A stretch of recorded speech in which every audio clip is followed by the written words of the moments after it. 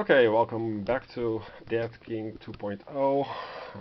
Having solved all the issues that are present in all Hexplore games and focusing on Valley of the Dead King for now. So the circumstances I explained how to make them actually work.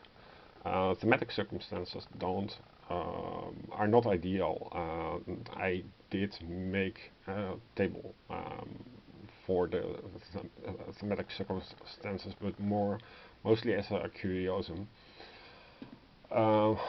They should be like non-encounter versus encounter. Encounter cards should be the amount of fallen cities or 1, and the non-encounters are fillers. Then with the discard pile, they will discard pile is face up. So you, if you roll a hex and it is on the discard pile, then this card that already was discarded most recently will be drawn again. That's basically it.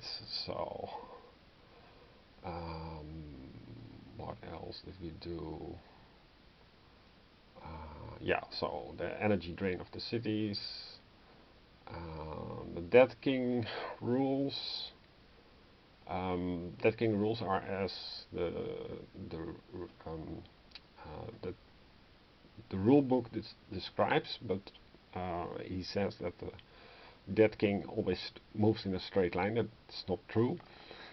He will move to the shortest path, so you can't do the straight line thing here, but he will prefer the straight line. So if you are, for example, with the Dead King, say you are, I don't know, like so,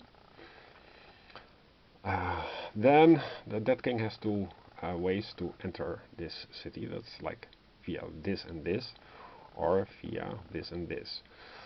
This and this is a straight line, so because both are equivalent, he must move first into a straight line, and then he will enter the city.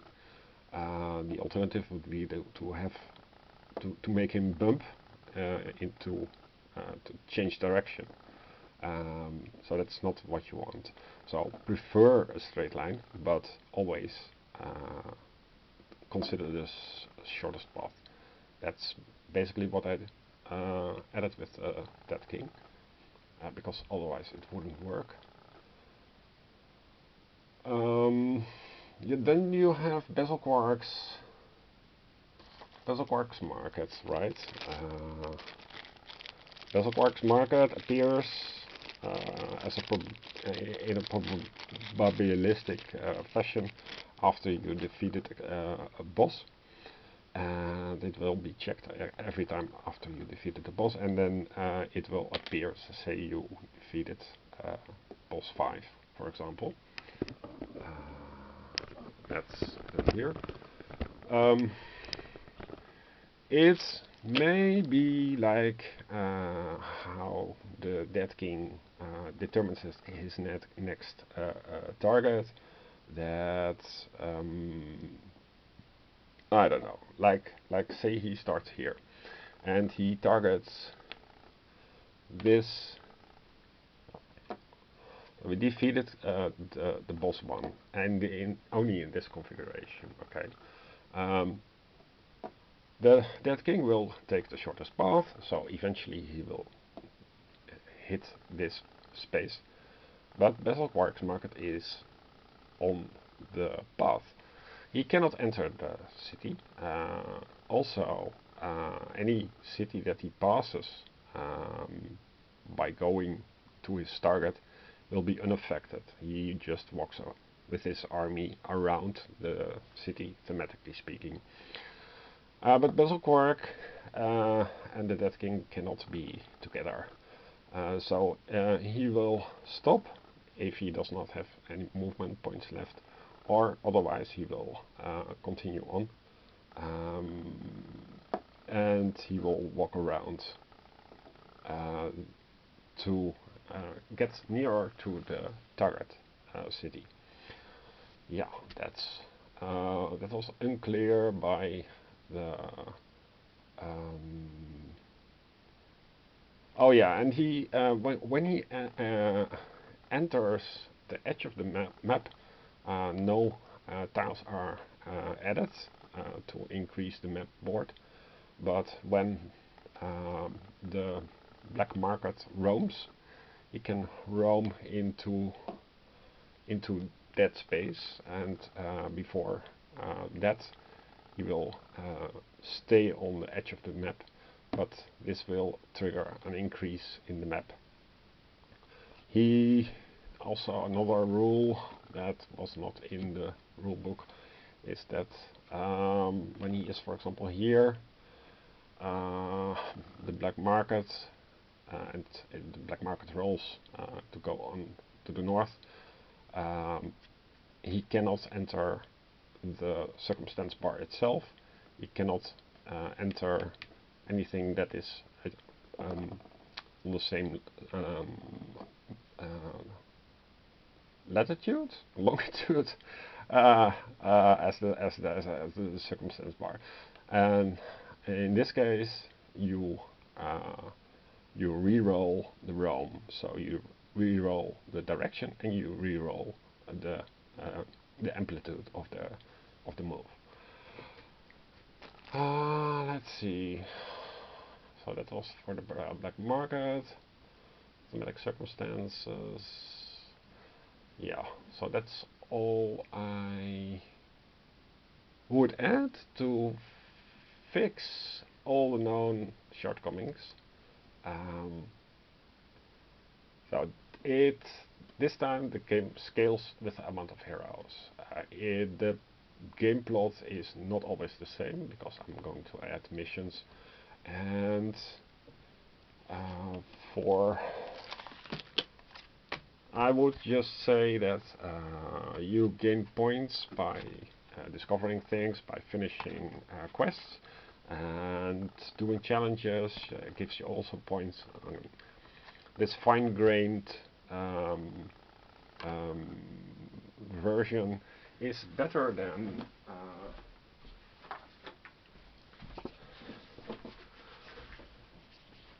it is better than the Valor point system, because the Valor point system, where is it?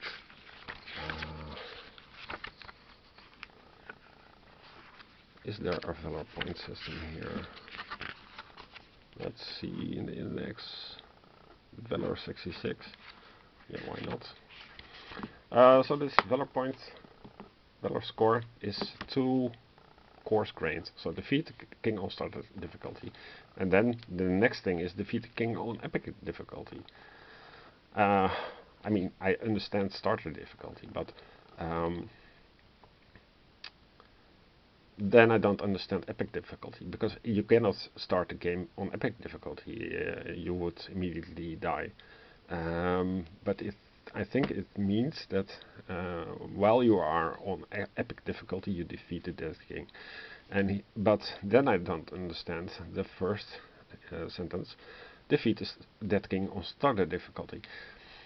Oh, and starter difficulty. Yeah, let's talk about that later. But this is 2 coarse grains, and you want fine grained motivations and to give you a sense of progress. So the more points you gain, I mean, these abilities, they are like 20 to 32, 33 to 59. Now, if you count up all the Valor points from all the expansions until box 4, you have, plus the expansions, plus the base game, plus the campaign books, you will have more or less 36 Valor points. So you would have to beat them all, and also have things like defeat the Dead King on epic difficulty. Insider fortification is a nice thing that I'm going to add in my list as well.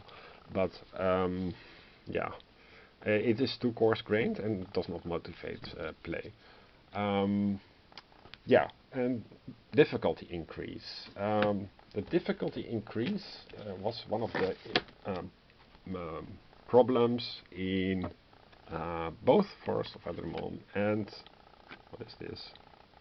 Oh yeah, both Forest of Adramon and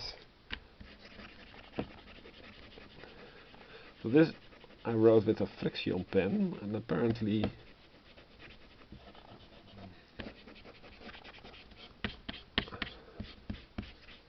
you can remove it. You can even remove it with toothpaste. Yeah. Okay. So the difficulty increase here.